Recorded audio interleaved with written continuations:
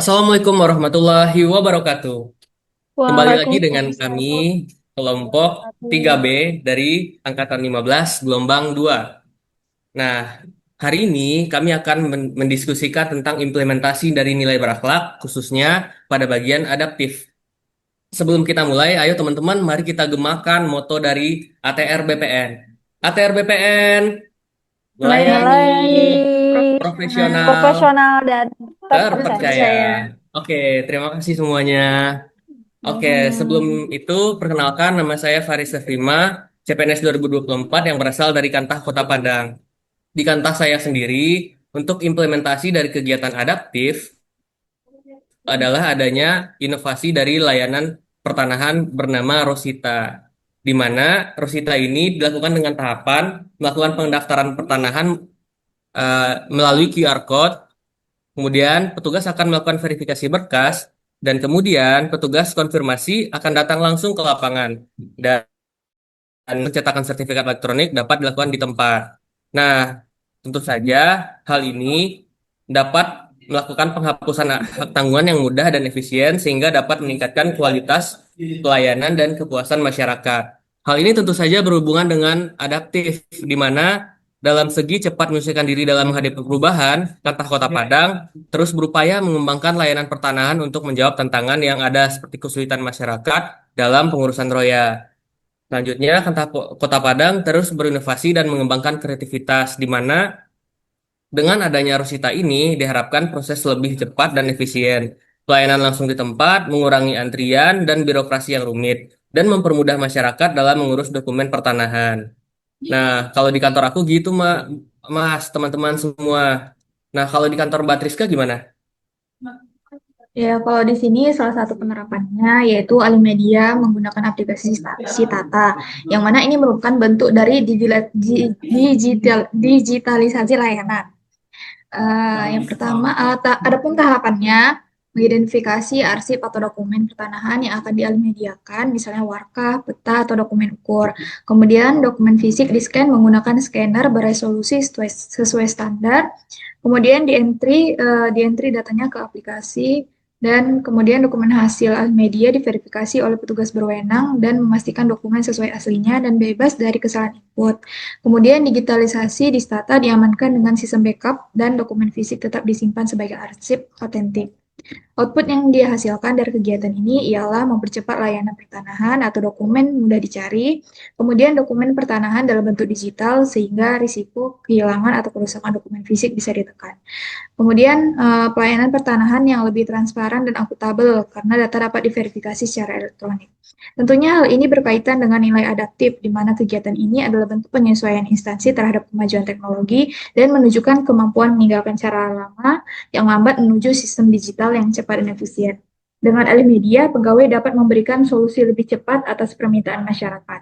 Dan alih media dengan Stata berkontribusi langsung pada visi ATR BPN dengan menghadirkan layanan pertanahan yang efisien, transparan, akuntabel, dan berbasis teknologi, sekaligus memperkuat visi reformasi birokrasi serta kepastian hukum hak atas tanah masyarakat. Begitu, Mas Faris. Kalau untuk Mbak Anissa gimana di sana?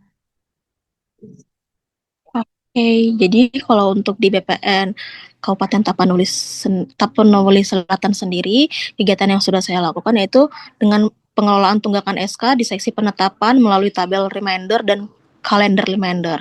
Tahapan kegiatannya itu yang pertama, seksi 1 setelah dilakukan pengukuran dan terbitlah PBT. Kemudian yang kedua, dari loket memeriksa kelengkapan berkas pemohon, dan yang ketiga, seksi 2 sub penetapan menjadwalkan survei lapangan pemohon.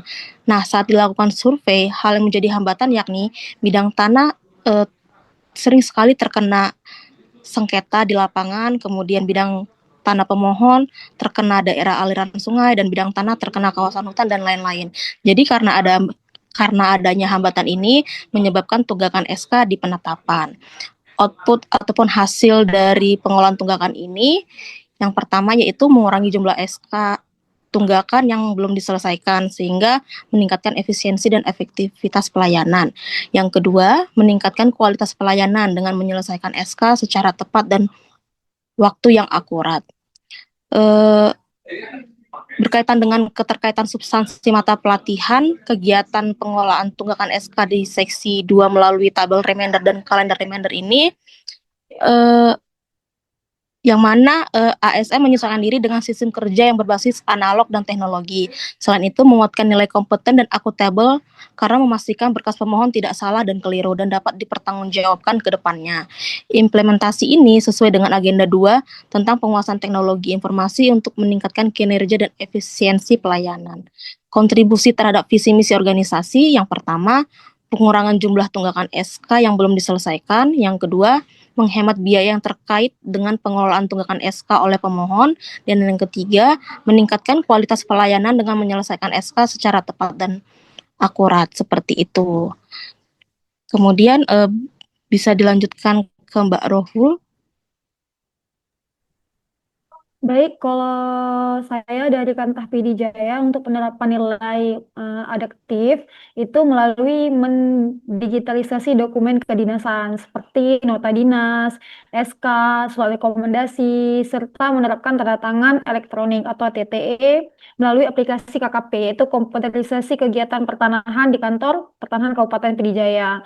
Kegiatan ini memastikan dokumennya menjadi sah, aman, efisien, dan terdokumentasi dengan baik. Implementasi ini mencerminkan nilai adaptif dalam menyesuaikan diri dengan sistem digital. Kemudian juga ada nilai kompeten dalam menguasai aplikasi dan akuntabel dengan menjamin keaslian serta keamanan dokumen. Ini sesuai dengan peraturan dari Kementerian nomor 119 SK OT atau Organisasi Tata Laksana nomor 5 atau bulan 5 tahun 2020, yaitu tentang melayani profesional dan terpercaya. Gitu sih kalau dari Kantah PD Jaya kami gitu menerapkan penerapan nilai loyal melalui digitalisasi surat dan TTE. Kalau dari Mas Faras gimana di Kanwil Aceh? Kalau untuk aku itu di kantor wilayah ya misalnya kan itu terkait dengan surat menyurat dan agenda bidang kegiatan yang sangat padat itu. Jadi ada beberapa yang belum dimasukkan ke Excel, jadi dimasukkan dulu untuk data-data suratnya. Terus nanti dimasukkan ke G Drive. Untuk agendanya itu disusun dalam bentuk Google Calendar. Jadi nanti semua anggota bidang bisa melihat itu jadwal-jadwal yang ada. Jadi tidak ada bersinggungan antara satu sama lain.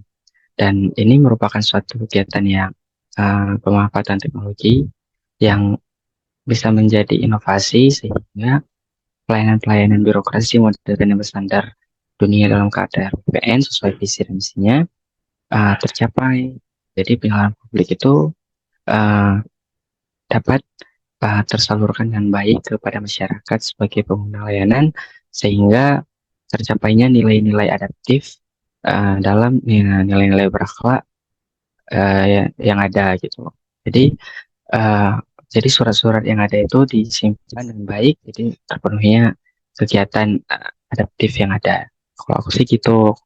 Aku kembalikan lagi ke Pak Faris. Oke, bagus banget ya paparan dari teman-teman semua. Oke, untuk kesimpulannya bisa kita dapat bahwasanya sikap adaptif bagi ASN adalah kemampuan untuk menyesuaikan diri dengan cepat terhadap perubahan lingkungan kerja dan ataupun perubahan apapun yang terjadi. Perkembangan teknologi serta dinamika kebutuhan masyarakat, semua hal yang terjadi, ASN mampu untuk melakukan penyesuaian diri dengan cepat. ASN yang adaptif selalu terbuka terhadap pembaruan, mau belajar hal baru secara berkelanjutan, serta proaktif dalam mencari solusi inovatif untuk meningkatkan kualitas pelayanan publik. Oke, terima kasih atas perhatian teman-teman semua, Bapak-Bapak Yudhya Suara. Kami akhiri dengan Assalamualaikum warahmatullahi wabarakatuh. Waalaikumsalam. Waalaikumsalam warahmatullahi wabarakatuh. Terima kasih.